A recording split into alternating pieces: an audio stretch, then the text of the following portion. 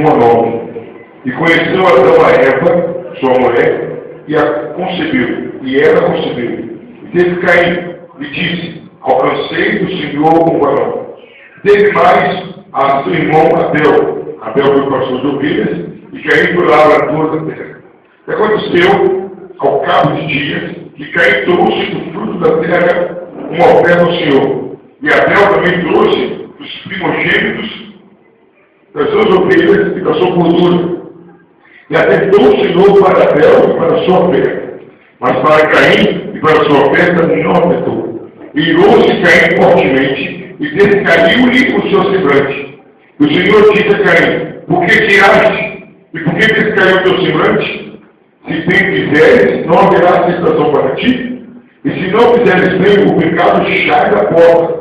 E para ti será o teu desejo, e sobre ele dominarás. E falou Caim ao seu irmão Abel.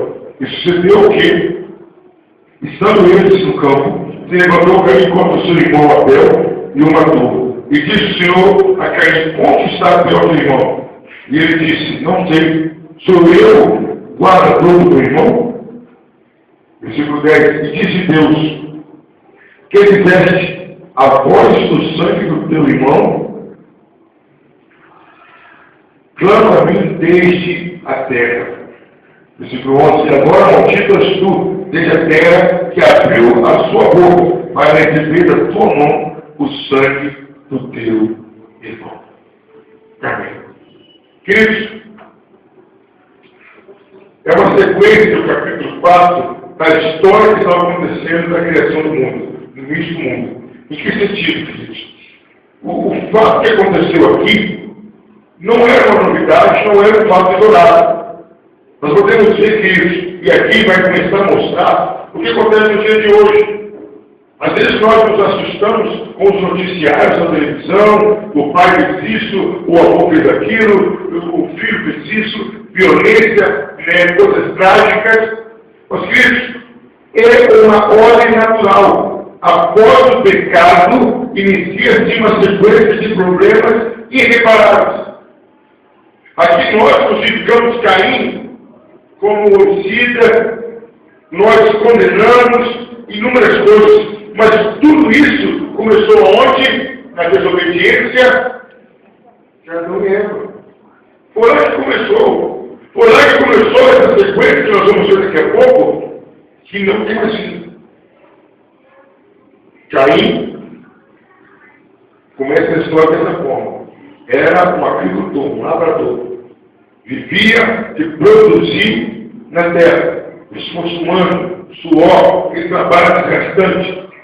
E a Bíblia não fala pesante não, mas com certeza Adão, orientado por Deus, ensinou a eles da forma que eles deveriam se comunicar com Deus. Qual era a forma? Prestação de sacrifício. Como que é acontecido? Se montava como se fosse, todo mundo aqui já foi do interior, ou já foi Minas, carroça, todo mundo aqui já passou pelo menos, se fazia como se fosse um fogão de lenha, mas era feito de pedra, trocava a lenha, naturalmente, trocava um cordeiro, e aí matava, e aquele fogo era apagado com o sangue do cordeiro. E segundo alguns historiadores, se a fumaça, a Bíblia não diz isso, segundo alguns historiadores, se a fumaça subisse verticalmente, sem curva nenhuma, era sempre por Deus. Se a fumaça se desviasse de outro lado, não era sempre por Deus. Mas se batia no princípio que toda a oferenda em relação ao pecado tinha que ter derramamento de sangue. Que aquilo já era uma forma do povo ser educado e preparado ao maior de todos os sacrifícios, que é Jesus Cristo. E aí, queridos, com certeza Deus ensinou a Adão passou para Abel e Caim. Naturalmente. Olha, meus filhos, em dado tempo, de certo tempo, nós temos que prestar um sacrifício a Deus. Vamos prestar como animais. Caim, lavrador, o que ele fez? A Bíblia não diz detalhe, mas diz que ele pegou do fruto, não é isso? Versículo 3, aconteceu que ao cabo de dias, né, que Caim trouxe do fruto da terra uma oferta ao Senhor. É isso que a Bíblia fala. Caim trouxe uma oferta ao Senhor. Especificou alguma coisa sobre a oferta? Não. Mas olha o versículo 4, queridos, por gentileza. E Abel também trouxe 2 primogênitos. Opa, já tem uma diferença aí. Já é mostrado algo diferente. Não fala da oferta de Caim. Não fala nenhum tipo de qualidade ou destaque da oferta de Caim. Mas Abel falou, olha, Abel trouxe as primeiras ovelhas para Deus. Trouxe os primogênitos para Deus. Né? Primogênitos das suas ovelhas e da sua gordura. Quem está dizendo aí? Qual é a ideia da nossa igreja? Que Abel apresentou o melhor. Mas Caim fez? Não houve esse destaque. Se fez, a Bíblia não destacou. Caim trouxe o fruto da terra. Abel trouxe o melhor. Abel apresentou o mocotó da ovelha? Não. Abel apresentou a cabeça da ovelha? Não. Apresentou a gordura, o melhor da ovelha. Ambos oferecem a Deus. E que a Bíblia diz, no versículo 4, e atestou o Senhor para a oferta de Abel. É isso que diz? Não, para Abel e sua oferta. Deus não olha a oferta apenas, mas olha o ofertante. Olha que coisa interessante. Você tinha observado isso no capítulo 4? Então, pequeno. Deus atestou para Abel e sua oferta. Mas Jesus repete isso no Novo Testamento. É, pastor? É. Jesus repete isso no Novo Testamento. Se você for ofertar e tiver alguma coisa contra o seu irmão, o que ele tem que fazer? Você fez a sua oferta, se reconcilia com o seu irmão, e você tem que fazer a oferta. Então Jesus repete o mesmo princípio que Deus usou para Caim e Abel. Aí o que acontece? Deus atenta para Caim a Abel e para a sua oferta. Versículo 5, olha aí na sua Bíblia. Mas para a oferta que era Caim não aceita, não, como diz? Para Caim e para a sua oferta, Deus não aceita. O ofertante vem antes da oferta. Como Deus diz? O ofertante vem antes da oferta. Olha a profundidade. Aí ele continua. Assim que aconteceu isso, logo após, irou-se Caim fortemente, e descaiu-lhe o seu semblante. Assim que Caim identificou que tinha sido rejeitado por Deus, ele se tirou. Tirou contra quem? Contra Deus? Contra o seu irmão. Qual é a atitude correta, filhos? Vamos imaginar isso. Você vai fazer alguma coisa, né? Alguns de nós vão fazer alguma coisa. E Deus na hora fala, não aceitei. Se eu tiver um coração sincero e humilde, o que é que eu vou fazer? Corrigir para ser aceito. E aí Deus fala com Caim. Olha Caim, olha o versículo 7 aí. Se bem fizeres, não haverá aceitação para ti? Então, quer dizer, Caim tinha feito de uma forma errada, tinha feito mal. A Caim não tinha feito bem, tinha feito mal, tinha sido mal feito o que ele fez. Mas Caim, na hora se ira. A reação de Caim não é a reação de arrependimento e de conserto. É igual quando alguém chama a sua atenção. Se você tiver humildade, você vai se consertar. Mas se você não tiver tal atitude, você vai se revelar para aquela pessoa. Por que você está trouxinho? Quem é essa trouxinha? Eu também quero falar com ela. Foi isso que ele fez. Ele se rebelou contra Abel. Porque ele entendeu o quê? Contra Deus não adianta. Então eu vou transferir a minha culpa, a minha ira para o objeto. Aí Deus chama Caim. Se você observar, o teor, a essência da pergunta a Caim é bem semelhante à pergunta feita a Adão. Aí Deus fala, por que tiraste? Por que você tirou, cara? Por que você está com raiva? Deus não sabia? Sabia. Eu sabia. Mas a ideia de Deus era o quê? Era mostrar para Caim que não tinha motivo suficiente para a ira. O interessante é que a gente quer ver como que a Bíblia explica a Bíblia. Aonde Deus fez isso de novo? O próprio Deus. Com Jonas. Jonas que ira, qualquer correr, Deus fala, é justa a sua ira? Você está se irando porque uma planta que você não fez nada morreu. Por isso. E queria que você fizesse essa pergunta, eu comecei a adotar isso para mim. Aquilo que depois eu paro assim. Preciso dessa ira toda? Preciso eu ficar nervoso? Eu começo a analisar e descubro que não precisa. Eu começo a descobrir que eu estou querendo, olha que coisa interessante. Eu quero fazer tempestade de fogo d'água com uma cor d'água. Como uma vez que está fazendo tanto barulho. Se parar para analisar, se você começar a fazer isso na sua vida, você vai descobrir isso. Que você faz muita tempestade com uma cor d'água. Qualquer é difícil. Minha vida é um inferno. Por quê? Porque cortaram a minha luz. Porque cortaram a sua luz, só que virou um inferno. Meu Deus do céu, não pode ser. Que droga de vida. Mas que foi acabou o gás. Por que acabou o seu gás? Sua vida estou aqui virou uma droga. Cadê Deus? Porque minha filha, porque sua vida ficou doente, Deus parou de existir. Começa a analisar que a normalmente explosão não tem razão. Explodimos sem razão, aí a gente cai. Aí Deus continua de alto com Caim. Aí Deus fala uma coisa aqui, que mais uma vez a Bíblia repete lá na frente. O que é que Deus fala? O pecado, versículo 7, jaz a porta. E para ti será o teu desejo, e sobre ele dominarás. Aí, querido, que Deus já colocou aqui como um princípio. Que todo desejo nosso é dominado por nós. Aí na hora da frente diz o quê? Que Deus não permite vir tentação que a gente não possa resistir.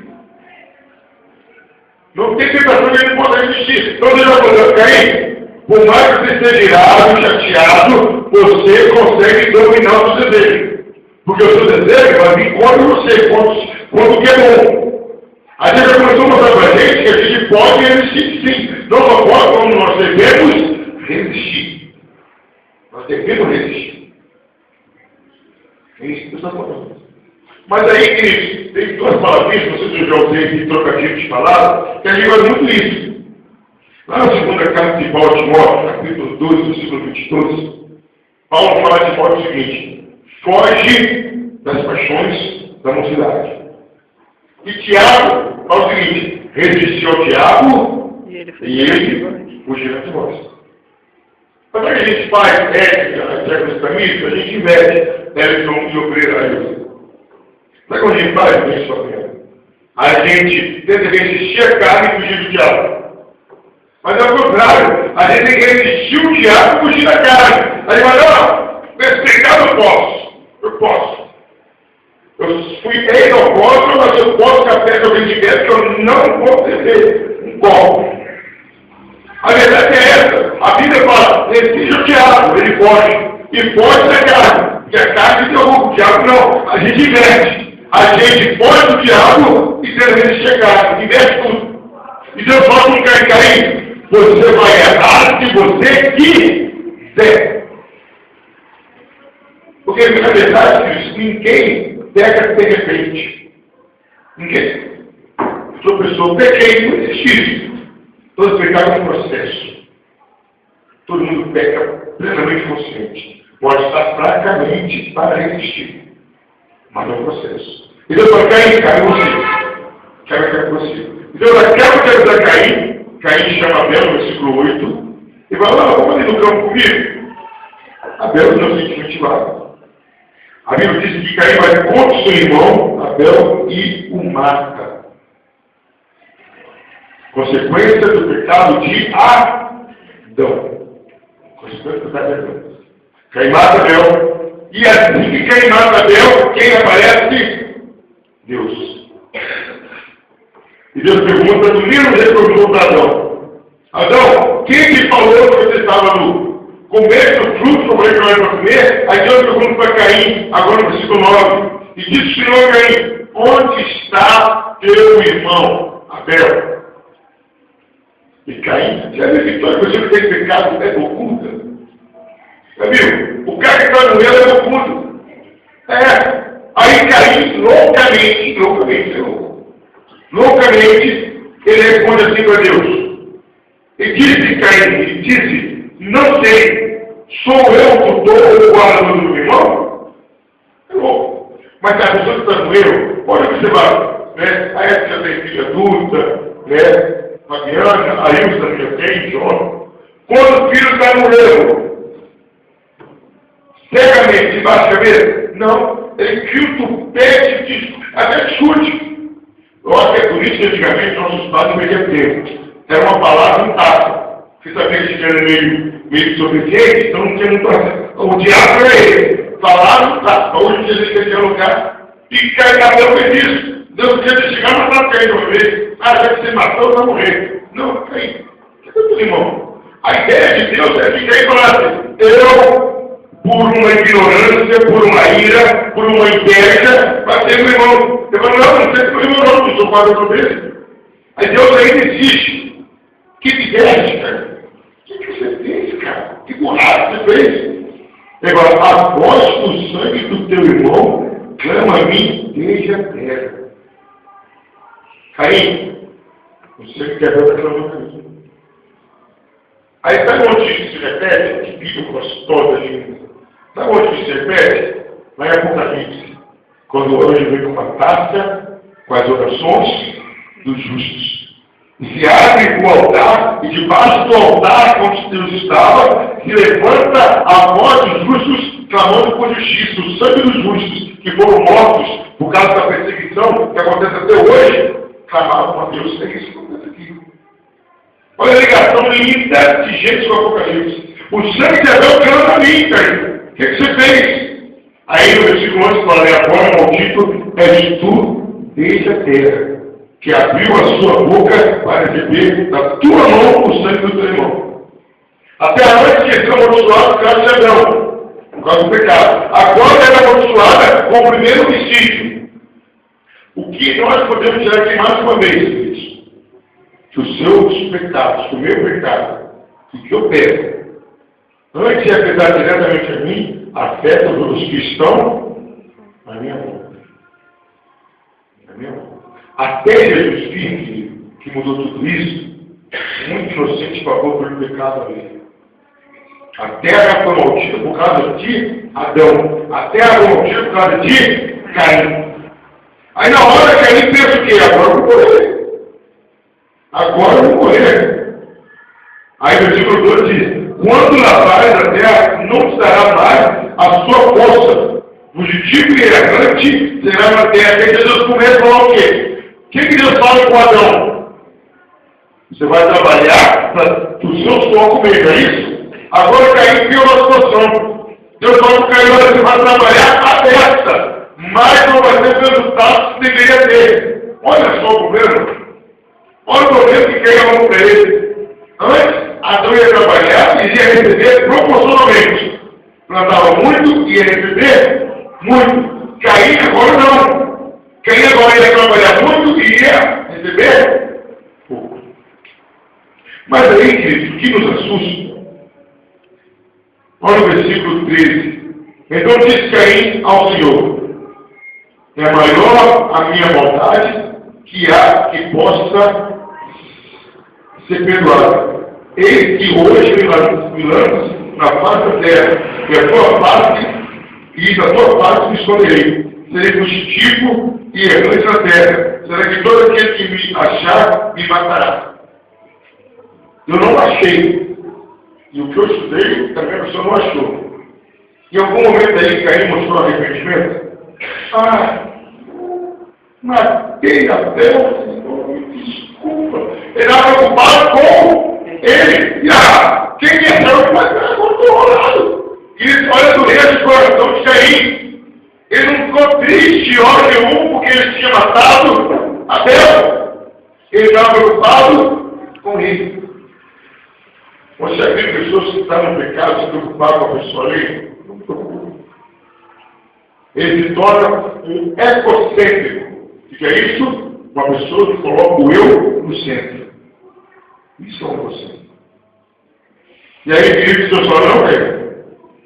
Versículo 15. O Senhor, porém, disse, porquanto qualquer que matar Caim, 7 vezes será castigado. E pôs o Senhor sinal a Caim, para que não o ferisse qualquer que o achasse. Queridos, Deus tinha toda a condição, toda a condição de querer matar a Caim no estado vivo. Mas o que Deus faz? Você vai sofrer por isso. Aí vem a pior parte do erro de Caim. Versículo 16, ele diz: e saiu Caim de diante da face do Senhor, habitou na terra de Norte, na banda do oriente do Éden. Queridos, Adão se escondeu de Deus e Caim saiu da presença de Deus. O pecado tende a separar a pessoa de Deus. Aí vai lá em Isaías 59, quem diz Isaías 59? As mãos do Senhor não são encolhidas e nem seus ouvidos tampados, mas os vossos pecados é que fazem separação entre vós e o vosso Deus. O pecado separou Adão e Eva de Deus. O pecado afastou Caim da parte de Deus. Mas aí, queridos, o que a gente vai começar a observar agora? Que depois de Caim, começou a haver uma sequência, uma consequência que afetou toda a sua descendência. Versículo 17, ele fala que Caim conheceu uma mulher. Vamos deixar uma coisa aqui clara aqui. Sem sombra de dúvidas, não tem um meio de errado, pode escrever por aqui embaixo. Caim casou com a irmã dele. Isso foi. Todos os seres humanos são descendentes de Adão e Eva. Adão e Eva são descendentes de Adão e Eva. Então Caim casou com quem? Com a irmã dele. Olha, gente, vou inventar com a história da carochinha. Não que depois Deus foi lá, pegou mais barro e fez mais gente. Nada disso. Caim casou com a irmã dele. Aí continua, versículo 17. E conheceu Caim a sua mulher, e ela concebeu e teve a Enoque. E ele edificou uma cidade, chamou o nome de cidade pelo nome do seu filho Enoque. Olha só como começou a sequência. Aí Caim começou a querer colocar o nome dele como sério. Esse Enoque não é o nome dele. Nós vamos ver depois que a descendência de Sete tem outros nomes paralelos que não são esses. Nós vamos começar a descobrir que tem muitas coisas parecidas. Aí teve Enoque, depois de Enoque veio quem? Enoque construiu, Caim levantou uma cidade. Aí Enoque teve um filho chamado Metusael, Metusael gerou um homem chamado Lameque. Aí quantas mulheres ele teve? Uma. Aí Lameque teve quantas? Duas mulheres. Ada e a outra Zilá. Aí queridos, Ada teve então um homem chamado Jabal. Esse foi o pai dos que habitam em tendas e pegadas. Os ciganos. Que andavam como nômades. Nômades aqueles que não têm palavra fixa. Aí veio o outro. Esse foi o pai dos que têm tendas e casas. O 21. E o nome do seu irmão era Jubal. Esse foi o pai de todos os que tocam harpa e órgão. Então, os caras tinham habilidade. Era para descendentes de Caim, mas tiveram habilidade. Então, aí criaram os instrumentos. Versículo 22. Israel também teve o pau Caim, mestre de toda obra de cobre e de ferro. Então, olha a descendente de Caim. Uma descendente que começou a criar gado. O pai era agricultor, ele se moveu a criar gado. O outro gerou alguns instrumentos. O outro teve a arte de forma de ferro. Aí o versículo 23, aí acontece um novo problema. Lameque suas mulheres, Ada e Zilá. Ouve minha voz, vós mulheres de Lameque, escutai o meu dito, porque eu matei o varão, porque ele me feriu, e o jovem, porque ele me pisar. Por Por 7 vezes Caim será vingado, mas Lameque 70 vezes 7. Caim matou quantos homens? Lameque, descendente de Caim, já matou? 2. O que eu comecei falando no começo do sermão? Que o pecado só tende a piorar a situação. Caim tinha uma mulher, Lameque tinha 2. Por que ele matou o jovem? Porque o jovem pisou nele. E assim que assusta quando chega essa pena. Mas o pecado começou a destruir a criação, lá atrás, foi dizendo para ele nunca falar que está nada. Então, que os assustos com a pena, ou por outra coisa não. O pecado já é avassalador há muito tempo. Há muito tempo. Daí lá, versículo 24 diz o que? Caim estava amaldiçoado 7 vezes. 7 vezes. Mais Lameque seria 70 vezes 7. Seria o quê? O cúmulo, o profundo de todas as maldições. Lameque estava mais amaldiçoado do que o próprio descendente dele Caim. Quando precisou dele Caim. O que a gente está vendo aqui, queridos? Que o pecado só vai aumentando a maldição. E, queridos, vocês observaram bem? Em algum momento aqui, alguma dessas pessoas buscou a paz de Deus? Ora, nenhuma. Foi uma descendência que estava afastada de Deus. Mas quem foi o pai da descendência? Caim. Um homem que não se dobrou para Deus. Aí, queridos, nós vamos abrir um leque rapidamente. Pais, mães, não tem onde correr. Nós influenciamos fortemente os nossos filhos. Fortemente os nossos filhos. Eu vi hoje um testemunho, um testemunho. Estava conversando com um amigo meu, e ele falou uma coisa que a pessoa não gosta de ouvir, mas é verdade. Ele, com 10 anos de idade, ele foi, olha só que absurdo, filhos. Ele, com 10 anos de idade, foi trabalhar com um evangélico, que se diz evangélico. Mas sabe qual era o foco desse evangelho? Colecionar armas de fogo. Aí o evangelho pegava essa criança de 10 anos, levava para um sítio e ficava treinando tiro. Não era uma pouca não. Era Magnum, era pistola. O menino, com 12 para 13 anos, o cara deu uma 12 para ele tirar tiro. Passou o tempo, ele se apaixonou por arma, virou bandido, virou traficante, agora preso por 2, 3 vezes. Aí ele virou para esse crente, que até crente até hoje, quando eu perguntei ele era crente na época, o rapaz, ele ia na igreja, ele só ia. Eu nunca vi o roubo do crente ser arma. Ele comprava de arma e parecia que é tudo. Irmão, qual a sua profissão? Eu compro e vendo arma. Isso, irmão, que absurdo é isso? Aí ele conta para a pessoa, eu virei o que virei. O senhor falou, não foi. Eu vi você como meu pai, eu não tinha pai. Eu me espelhava em você. Mas não tem para onde a gente correr. Nós somos a maior influência sobre os nossos filhos. Seu filho é amigo? Não, meu filho não é amigo. Ele vê você é amigo. Seu filho ora? Não. Ele vê você ora. A pastora falou que a Esté orou de ontem para hoje, no culto doméstico ontem, falando, Senhor, eu já tenho muito orgulho do meu pai, mas para ele ganhar, eu tenho mais orgulho dele ainda. Ela veio em oração. Ela veio em oração. Eu já ouvi criança dentro da igreja, não aqui, graças a Deus, que eu vou falar para a mãe, não sei onde aprendeu, mas eu não sei onde aprendeu. Mas eu sei, o que é que eu faço? Os pais são os agentes de maior influência sobre os filhos. Pode usar o argumento que for, toda regra tem exceção, mas lá no fundo vai influenciar o pai ou a mãe, influenciar o filho. Aí, queridos, uma geração sem buscar Deus. Mas olha o versículo 25. E tornou Adão a conhecer a sua mulher, e ela teve um filho que chamou o seu nome de Sete, porque disse era Deus e deu outra semente em lugar de Abel, porquanto Caim o matou. E há 7 meses também nasceu um filho e chamou o seu nome de Enos. E então se começou a invocar o nome do Senhor, a residência de Enos, de Sete. Caim foi uma geração totalmente perdida. Deus levanta uma outra geração para buscar.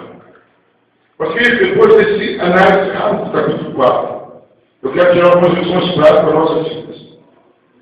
O tema das lições do sermão seria esse: qual a adoração que Deus aceita? Qual o serviço que Deus aceita? Como é que eu vou adorar e saber que Deus aceita a minha adoração? Repita comigo: qual? Um pouquinho mais alto. Qual a adoração que Deus aceita? Porque, queridos, que não uma moda, já viu uma moda? O pessoal é mais chamado para ser adorador do que ser cristão, já observou isso? Cadê os adoradores de Deus?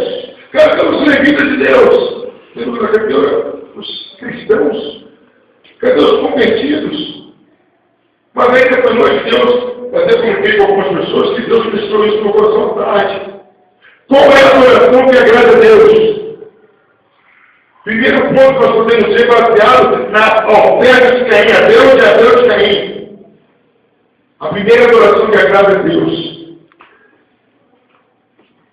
A primeira adoração que agrada a Deus não é pelo esforço humano. Não adianta adorar a Deus com o seu esforço humano. A adoração que agrada a Deus é aquela que não vem do esforço humano.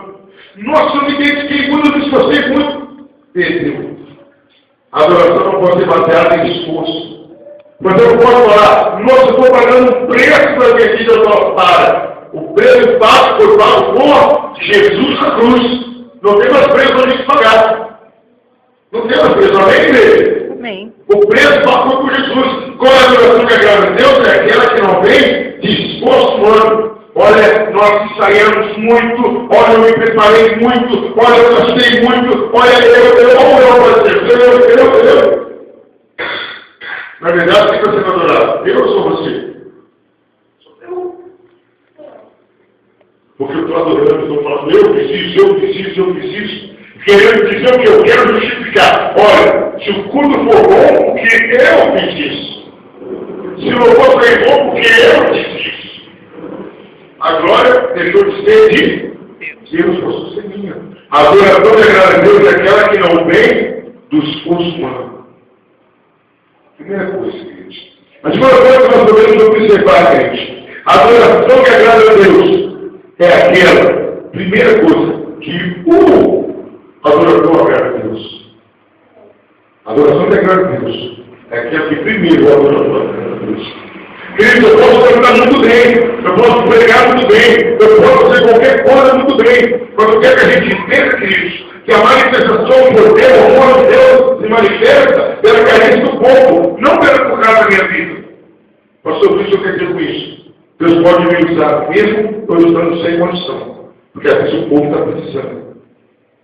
A adoração que agrada a Deus começa primeiro na condição do adorador. Deus não está preocupado se você canta bem, se você canta mal. Deus não está preocupado se você está bonito, se você está feio. Deus não está preocupado com o seu estado físico. Deus está preocupado com o seu coração. É o seu coração. E Jesus falou isso parecido lá na frente em relação a gente e lá atrás em relação a nós. Hipócritas, loucam comigo a boca, mas o vosso coração está longe de mim. Era isso que aconteceu com Caim, e é isso que acontece com Deus. Deus olha para a gente, e tem gente que está em pé adorando a Deus, fazendo palma, mas justamente que seu coração está longe. Mas aquele irmãozinho canta mal, nosso coração fica aqui. O coração fica aqui. Qual a adoração que agrada a Deus? Primeiro, meu coração, aquela adoração que não vem de esforço humano. Qual a adoração que agrada a Deus? É aquela que começa no adorador. Ele está com a vida do jeito que agrada a Deus. Cristo isso não é só Deus, não. Vamos dar um exemplo nosso. Vamos pegar as mães que estão aqui presentes, vamos falar das mães. Qual a mãe que gostaria de ganhar uma casa nova? Qual a mãe que gostaria de ganhar um carro zero? Amém, mãe? Amém, Maria? Amém? Também estou vendo. Amém? Também estou vendo. Seu filho chegar e te dar um carro zero. Uma casa do jeito que você quer. Aquela bandeira hoje, uma banheira. Um dia eu vou comprar uma banheira com isso, uma coisa linda. E de cara, fica dono, cara. Como pai, a mãe que não quer isso? Mas aí você descobre que seu filho construiu isso vendendo droga. Você vai querer isso? Você descobre que seu filho construiu isso assaltando o banco. Seu filho matou 2, 3 no carro forte, pegou o dinheiro e comprou. Você quer isso? Deus também não quer. Uma adoração que vinha de um adorador defeituoso de pecado. Amém, igreja? Deus prefere que você seja aquele cara que canta a guitarra sol e você está em ré, mas seu coração está limpo. Deus quer a sua oferta, seu dízimo, pode ser de R$1, mas você está com o coração aberto para fazer aquilo. Deus diz isso, como nós lemos no começo do culto, importa que os seus adoradores o adorem em espírito e em verdade. O que esse espírito? É uma adoração profunda, uma adoração que iguala o ser. A Igreja Católica Romana, ela tem um ritual que se chama missa de corpo presente. Né? Como eu, essa é a missa. E nós, evangélicos, estamos criando um outro ritual. Culto de corpo presente. Só dá o corpo aqui. O espírito, o pensamento, a preocupação tem outro lugar. Só o corpo está aqui. O resto está longe. Queridos, a adoração que agrada a Deus, primeiro, adorador. Segundo, terceiro, perdão. Primeiro, que não vem do esforço humano. Segundo, que olha o adorador. Terceiro, é o principal, que seja do jeito que Deus quer. Eu olho alguns comércios e fico observando como é engraçado. Você pode parar e observar isso e que é uma realidade. Às vezes eu estou aqui na padaria, às vezes eu estou no mercado, eu tenho contato com o dono, e a pessoa vai comprar bala. Observa uma pessoa vai comprar bala, ou até você mesmo. Eu quero bala. Aí você não, essa não, quero ali, não, essa aqui não, quero lá. Você tenta a lista.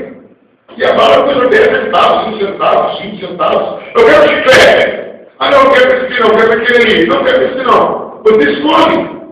E é como quando vai uma criança, né? A criança com 20 centavos quer levar 30 balas. Eu quero essa. Como? Por que eu estou falando isso, queridos? Você é criterioso, eu sou criterioso. Quando eu entendo, nós, com todos nós agora aqui, vou pagar. Deixa eu fazer isso. Todos nós aqui vamos dar uma pizzaria. Amém? Amém? Amém, Jesus. Aí parou meu carro, cara, tem uma pizzaria. Aí a irmã Ilza falou que era uma pizza de calabresa. Da minha falou que era uma pizza de pão catupiry. A Fabiana fala, eu quero uma pizza portuguesa. Aí ele falou, eu quero pizza doce. Eu quero uma pizza de chocolate. A outra falou, eu quero uma pizza doce. Eu quero uma pizza de banana com canela. Aí, na hora que chega as pizzas, aí chega uma pizza de camarão para Tamir, uma pizza de atum para evangelista, chega para Edna uma pizza de calabresa, para ir para o obreiro, chega uma pizza de sardinha, e por essa chega uma pizza de milho. Vocês vão pegar e comer normalmente? Não, isso eu pedi. Não. Volta, não foi isso que eu pedi. Que nós somos mais limitados, não aceitamos as coisas de qualquer maneira. Assim é Deus. Deus só aceita a adoração da maneira dele. Quer adorar a Deus, tem que adorar do jeito que ele quer. Pastor, mas e aí, como que eu faço? Como que é uma adoração que é aceitável por Deus? O coração quebrantado e contrito, não rejeitará a Deus. Se você chegar com capacidade, chegar com humildade, chegar com sinceridade, chegar com interesse de coração, você aceita Deus. E às vezes nós usamos de máscaras, às vezes nós imploramos a Deus. Filhos de mundo, você vai, não só vai cantar, mas tudo que eu faço, como se eu tivesse antes de eu preocupar, eu quero adorar a Deus. E Deus procura esses adoradores assim. Que procure fazer aquilo da maneira que Deus quer. É essa maneira. A adoração que agrada a Deus é aquela que é feita da maneira que Ele quer. Deus não quer profissionais adorando a Ele. É bom, mas o que Deus quer são pessoas de coração sincero. Imagina que vocês estão aqui, está todo mundo olhando para mim, na ponta dos touros, está interessando, não prestando atenção. Mas imagine se eu estivesse aqui pregando, vocês olhando lá para fora, falando no celular, ou você conversando comigo e eu, Você continuaria falando? Muitas vezes tem pessoas que querem adorar a Deus assim. Estão cantando, mas a mente está lá fora. Estão orando, mas a mente tem outra coisa. Que adorar a Deus é da maneira de Deus. Essa adoração agrada a Deus. E por fim, queridos, a adoração que agrada a Deus ela tem que ser como a adoração de Abel. Como assim, pastor? Tem que ter a marca de sangue. Você entendeu, né? Tem que ter a marca de sangue. Um adorador que não está marcado pelo sangue de Jesus Cristo, essa adoração não é aceita por Deus. Pode vir com as melhores músicas, os melhores instrumentos, mas se você não está lavado pelo sangue do Cordeiro, essa adoração só não serve. Lembra do chamado de Isaías, queridos? Quem lembra do chamado de Isaías? Deus estava com alguém e ele fala, ai de mim, que eu sou um homem que habito no meio de um povo de lábios impuros e meus lábios são impuros. O que Deus faz imediatamente com Isaías?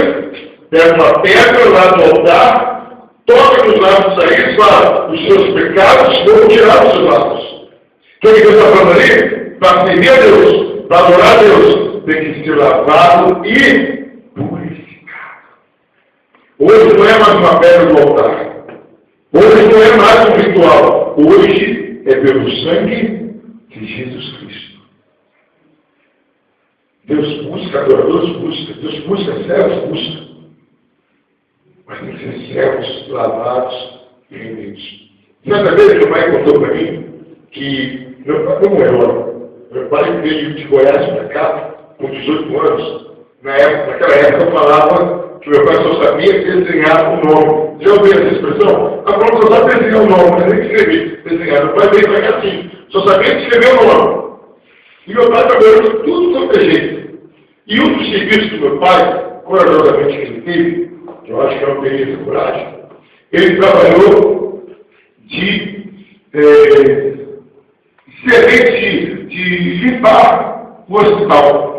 E uma das áreas que limpava era o hospital de cirurgia. Ele ficou uns 15 dias sem conseguir comer carne. Quer ver aquele sangue toca? Aí ele já acostumou. Aí um dia ele fez uma amizade com os médicos, e um dia os médicos permitiram ele assistir uma cirurgia. Não, camarada, pode entrar aqui.